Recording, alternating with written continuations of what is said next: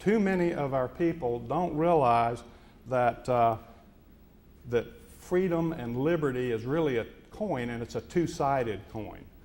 It is not, on the other side, a free ride like so many people believe in our society. That is errant thinking and is dangerous. And yet so many people think we've got the richest nation in the history of the world, and I can make bad decisions and not produce, and look at all this wealth around me that other people have. I need to, I need to get my cut on it. I know that you are aware that that is absolutely going on in our society.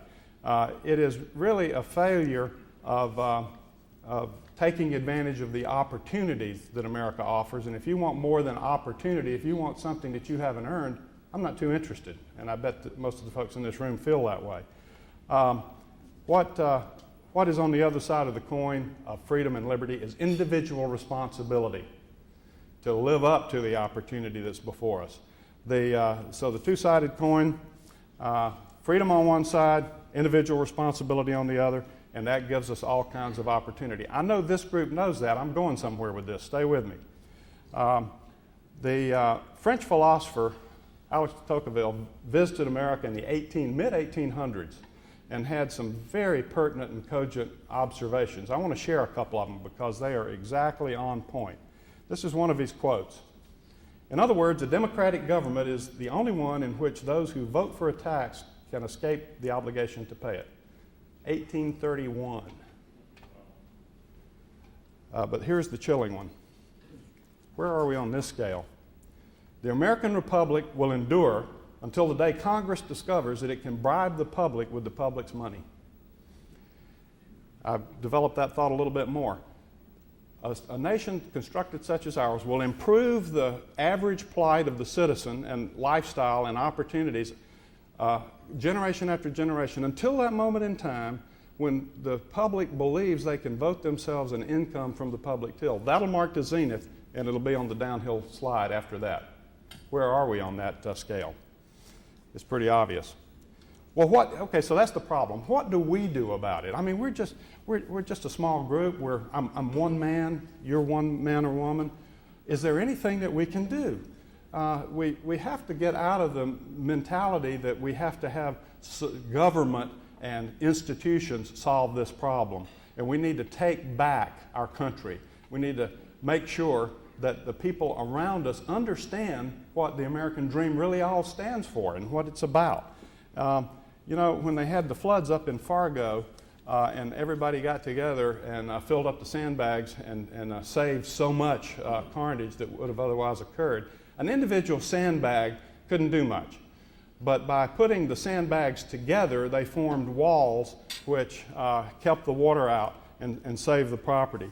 So I'm inviting all of us to become a sandbag, enroll in the effort.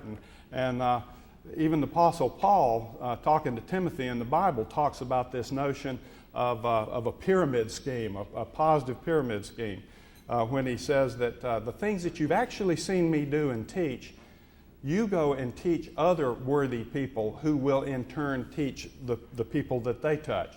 And so one becomes three, becomes many, and we can make a difference.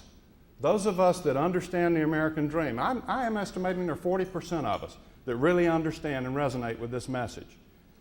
We don't have to push it back up to 100% for America to be safe. If we get it to 60 or 70% of our population, then we will start to make some real progress. And I'm not talking about a political process here. I'm not talking about getting the government to do anything specific.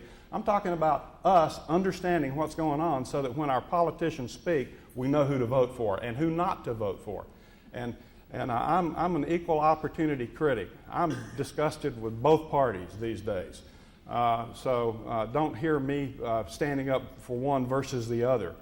There's plenty of dysfunction to go around. And what really is going on, of course, is that they're pandering to the voters, and the problem is at the voter level. We've got to get more voters who really understand, and I ask you to join the effort. Where do you start? Well, you can't give away what you don't own. That's illegal. So make sure that you are living the American dream. And if you are really in balance and living the American dream and being effective in your community and in your family and in your life, and you have the significance and purpose and joy and connection that you yearn for, that will be evident to those around you, and it gives you an increased platform to discuss with younger people and your peers what's going on. So start with the notion of balance, because so many of us are imbalanced. I would recommend that you consider dividing life into its 5 parts: the physical, financial, intellectual, emotional, and the part that matters for eternity, spiritual.